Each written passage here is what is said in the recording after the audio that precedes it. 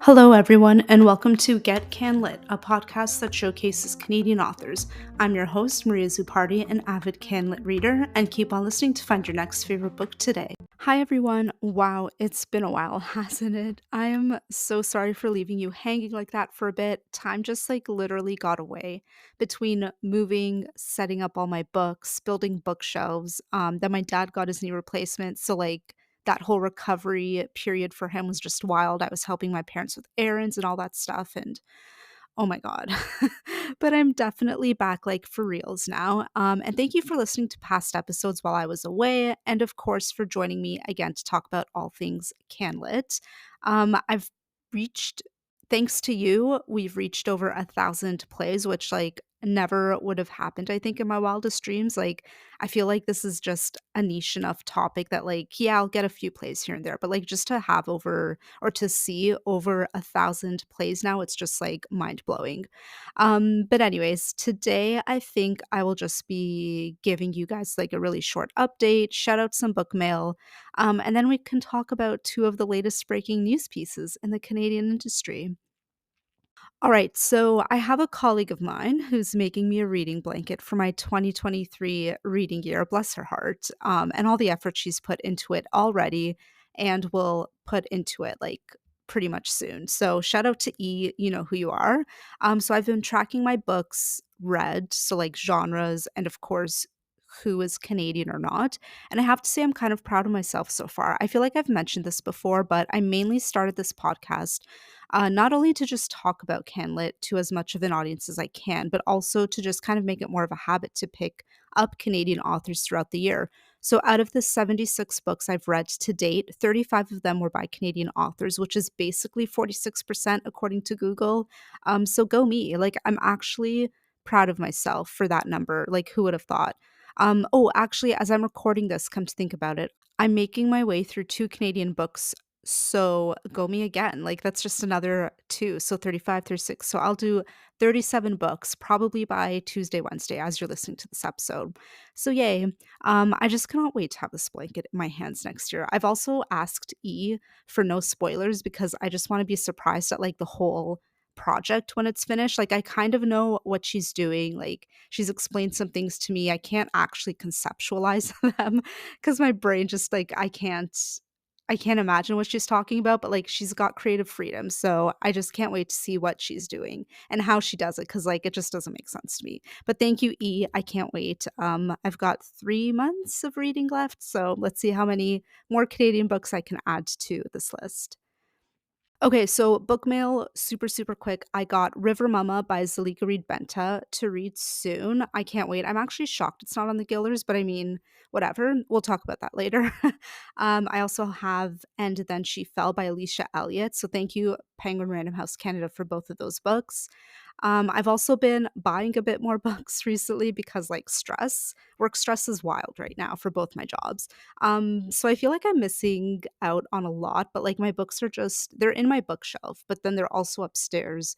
Then there's also a pile everywhere and just anyways. So they're kind of all over the place right now. I should probably organize them, but it's fine. So yeah, I've got books missing from a good few book hauls, I might say, and just general mail that's sent to me. So I apologize for not having a really great book mail update for you, but fear not because you know what? You will hear about them eventually. Let's talk about a few Canadian releases today that you might be interested in. So, of course, I don't think you'll really be able to go anywhere online today without seeing Rouge by Mona Awad around. And it's a horror tinted gothic fairy tale about a lonely dress shop clerk whose mother's unexpected death sends her down a treacherous path in pursuit of youth and beauty. Now, real talk, I did DNF Bunny before, but I was also a different reader back then, so please don't come for me. Don't hate me, please. And ever since then, I actually never tried anything from her. I feel like I had All's Well, but it's either on my bookshelf behind me or I unhauled it. I don't know. But this year, 2023 is just my year for giving authors second and third chances. So I think now should be my time actually to finally pick up a Mona book and see what I think of it. So it might as well be Rouge, unless you think I should read something else instead of Rouge, let me know. You know where to find me. DM me, email me, I don't know, find me and just let me know which Mona Awad book I should read. Or else I'm just going to go with Rouge whenever I can get it through the library because that is an expensive hardback book to buy. Unless it's on like book of the month, then I'll get it. Okay, another big book that you'll see a lot of today, probably, at least I know I will, is Daughter by Claudia Day, which I love the cover. I think it's so beautiful. It's just perfect. I truly regret not requesting it from Penguin when I had the chance. But oh well, here we are. So this is a searing and hypnotic tour de force about a woman long caught in her charismatic father's web who strives to make a life and art of her own. How sweet. It definitely does sound Giller worthy, but again, it's not on the list. Um, Next up for Kelly Armstrong fans out there, which I always forget that she's Canadian. I don't know why, I just forget that simple little detail. But anyways, her latest one is called Hemlock Island. It's a standalone horror novel where Lainey owns a private island that she rents out, but then there's like been complaints that started off with broken belongings and campfires that nearly burned down the house, and they have now like escalated to bloody bones, hex circles, and now terrified renters who fled after finding blood and nail marks all over the guest room closet. Now that is terrifying. I would cry if that happened to me. So of course, Lainey goes to investigate. I think she brings like her niece and maybe like a couple of the niece's friends or something, and a brother who's a cop with her. And they all go. And of course, creepy, terrible things start happening. So I'm definitely going to read this one because I pre-ordered the spooky Once Upon a Book Club Halloween edition for this. They do two every year. Like one is spooky and one is sweet. You can use my code Reading Maria 10 for a discount. I think you get $5 off with that, but I'm pretty sure they're still available for pre-order. But yeah, like they always do such great boxes, so I always make sure to get one or the other. So I chose the spooky one this year because Canadian author, duh, like no brainer for me. So yeah, I will let you know how terrifying it is at a later date. I feel like some book descriptions make a book seem way scarier than it actually is. And then when you're reading it, it's like, oh, the description copy was better, which is when you know, like either a publicist or a marketing manager, somebody wrote that copy. And that's not when they came from editors. And last but not least, we have Her Body Among Animals by Paula Ferrante. This is a short story collection from Book Hug Press, and it's a genre bending debut collection merging horror, fairy tales, pop culture, and sci fi, where women challenge the boundaries placed on their bodies while living in a world among animals, where violence is intertwined with bizarre ecological disruptions. I have a book, I have a copy already of this, which I know it's been blurred by like Andre Forget and a few other like really good Canadian literature names. So I'm definitely excited on this. And like for a short story collection, it's like the size of a novel, which I find really interesting because usually like when you buy a short story collection, it's always like obviously like very thin, like less than 200 pages. So this is like a pretty good size. So I feel like we're going to have like either, I haven't looked at the table of contents, but we're either going to have like a lot of really short stories or like longer novella-esque type pieces. So anyways, I'm really excited and I feel like this would be, from the sounds of it, like an award-worthy up and coming kind of read. So I don't know, keep an eye out for it. But there you have it. There are four new Canlit books for the both of us to read eventually and hopefully most likely enjoy. All right, moving on to the first piece of Canadian news. Of course, the Gillers were announced, the 2023 Giller, Scotiabank, I should say, Giller Prize longlist. I don't know, I'm kind of underwhelmed by it. I feel like last year was so exciting with the jury and the books that were like very heavily debut authors.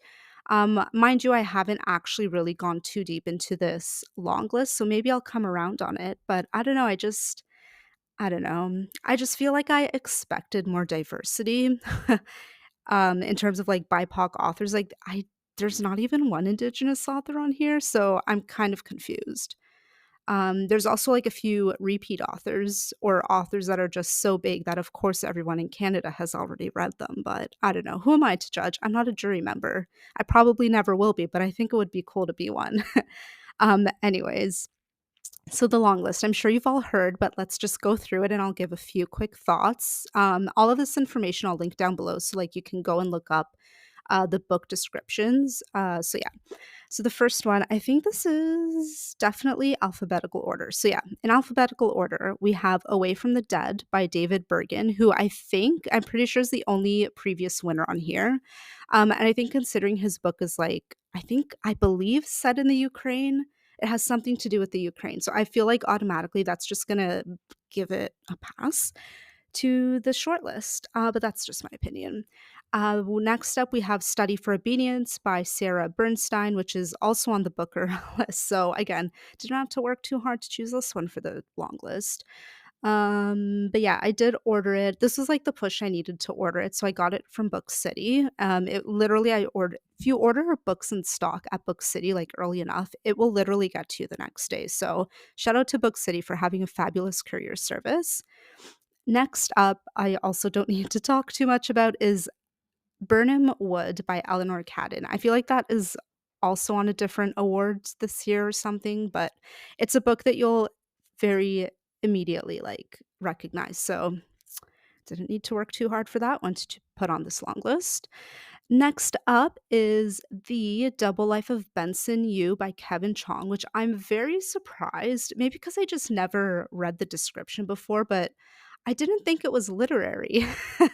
I mean, I guess I could look up what Simon and Schuster calls it, but I just never knew this book was literary, like based on its cover or I don't know. Wasn't it on a different list? Hold on. I need to look this up. Let me do it really fast.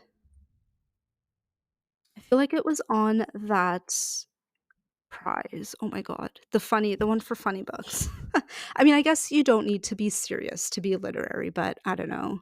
I just feel like they're different vibes. Maybe I'm just crazy. But anyways, let's look at product details. Yeah, fiction, Asian American, fiction psychological, fiction literary. Okay. Raves and reviews. Okay, starred review from Library Journal. Well, he's a British Columbian author. Yeah, I'm maybe okay, I think I'm just losing my mind. But anyways, yeah, I didn't think it was literary, but here we are. It's on it. So like I'm happy. Simon and Schuster got one, so go them.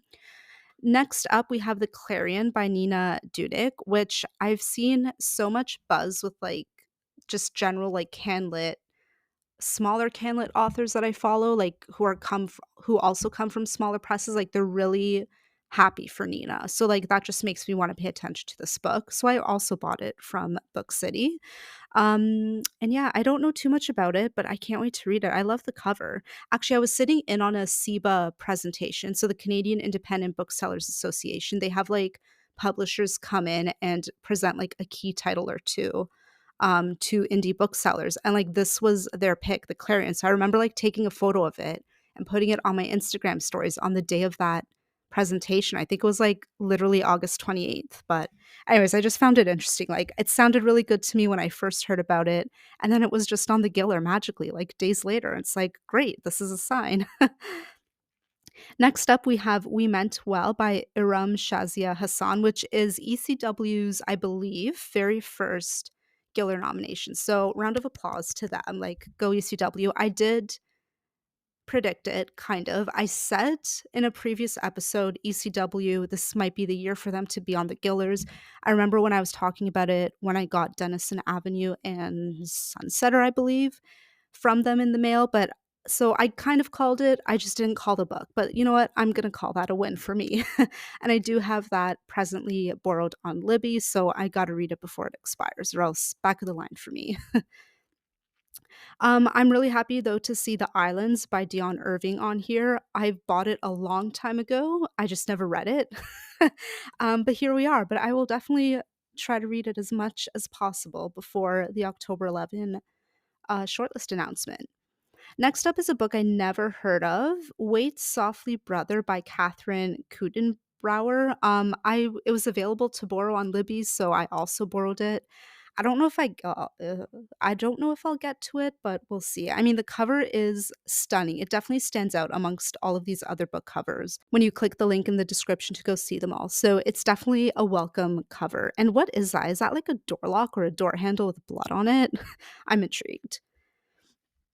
Next up is another book I already had sitting on my TBR. That was The Rooftop Garden by, oh my gosh, go away.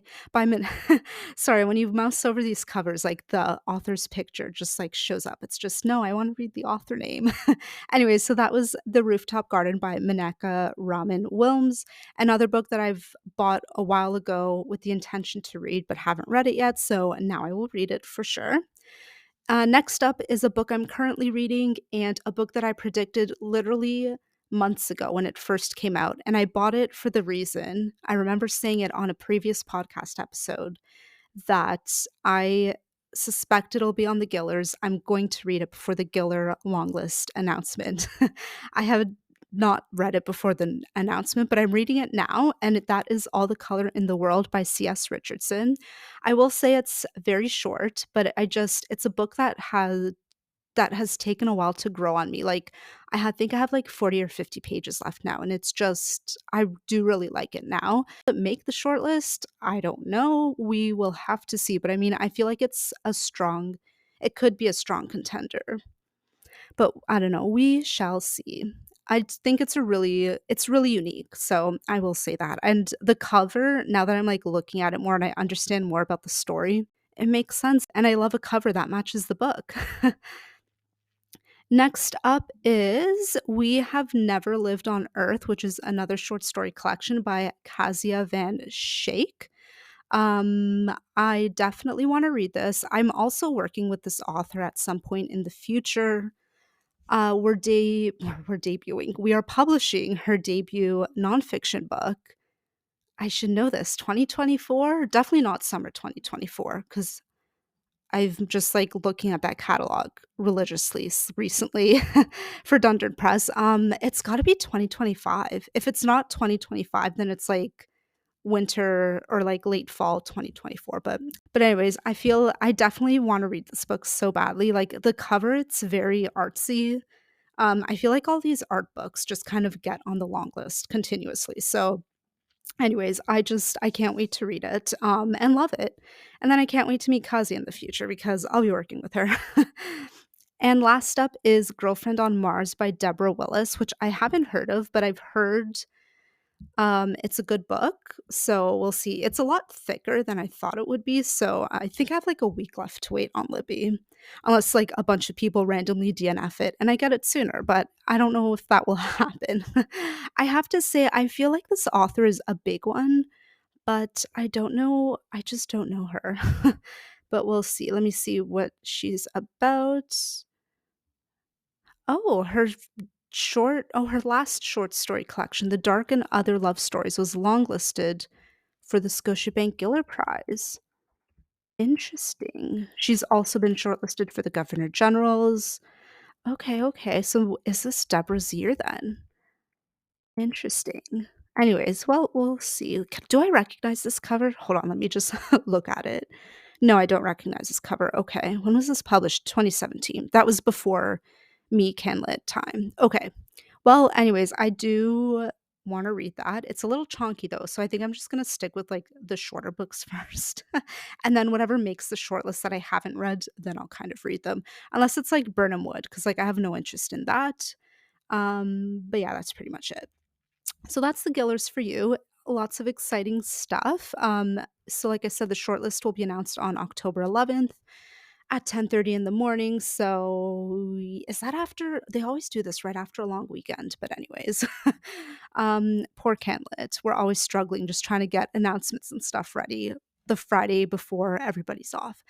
Anyways, so that is the long list for you. I will definitely be updating you on what I've read, what I like in the weeks to come. So definitely stay tuned for that. That's actually why I'm not pulling a book from the Canlit TBR jars because I just want to get through as many of these books as possible.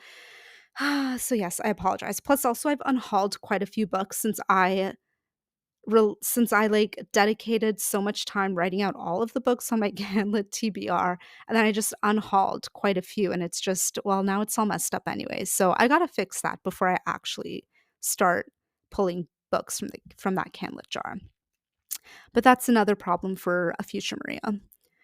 Okay, and last but not least in Canadian news, you may or may not have heard, but the Indigo CEO, Peter Rui? I don't know, but he resigned. Anyways, I just find Indigo an interesting company because they slowly took over the Canadian book selling industry, and then they're like, "No, we're gonna be mostly lifestyle products in the Indigo stores with, like, the bestsellers and all that stuff in little sections here and there throughout the store." And, like, so they obliterated, well, not obliterated because I think the indie bookshops are doing fabulous now, but, like, the sense is that obviously, like, they really did a lot of damage, and then they're just flipping their whole course. It's like, why can you not just be our Barnes& and Noble? Like, why can you not just give us 50% off hardcovers like Barnes& and Noble does in America, you know? I just something doesn't make sense to me. So, anyways, that's just the news. Peter has stepped down. He was the CEO as of, like, 2022? No, maybe not. I feel like it was longer than that, but, like, it's like he's worked with the company and then he made it up to CEO. I don't know, but anyways, the it Indigo's had a hard year. The what's it called? The, cyber attack, which I talk about in a previous episode if you can find it. I feel like I have an episode titled about the Indigo cyber attack. So they had that, then their board kind of like parts of their board people stepped down because of treatment from one of them, and then Heather, well, I she says she was planning to step away anyways, but you know what? It's a mess. Um, I can never find books that I actually want to read at Indigo, so that's why I've been saving my money like a good bookworm and just like buying using it at indie bookstores as much as I can because like I cannot. But yeah, anyways, so that's Indigo for you. I feel like I'm rambling about it, but like I just have no words. I feel like all of Canlit is just basically waiting to see what happens with Indigo because like there's no denying they're a huge, like one of the main accounts for book publishers. So it's interesting. It'll be interesting to see how this plays out, both on like the consumer end and obviously my end as working with the publisher. So time will tell. But anyways, all right. Well, it's so great to be back and talking at you about Canadian literature and Indigo. You know, I love to rant about them. But yeah, I hope for those of you working your way through the Giller long list, you find some new favorite books, of course. And remember, award award committees, award prizes, they don't actually embody like all of the great Canadian authors or just authors in general that are being published. So, yes, they're great to follow, but also don't worry, like there's a lot more out there that's available for you to read. So, go enjoy as much as you can, read as much as you can, and I will see you for my next episode. Thanks for listening to the Get Canlit podcast, a show that's all about what Canadian authors you need to read next. Don't forget to rate, review, and follow on your favorite platform, and watch out for new episodes every other Tuesday. You can find me on social media at Get Canlit Podcast on Instagram and Facebook, and at Get Canlit Pod on Twitter. Thank you, and I'll see you next time.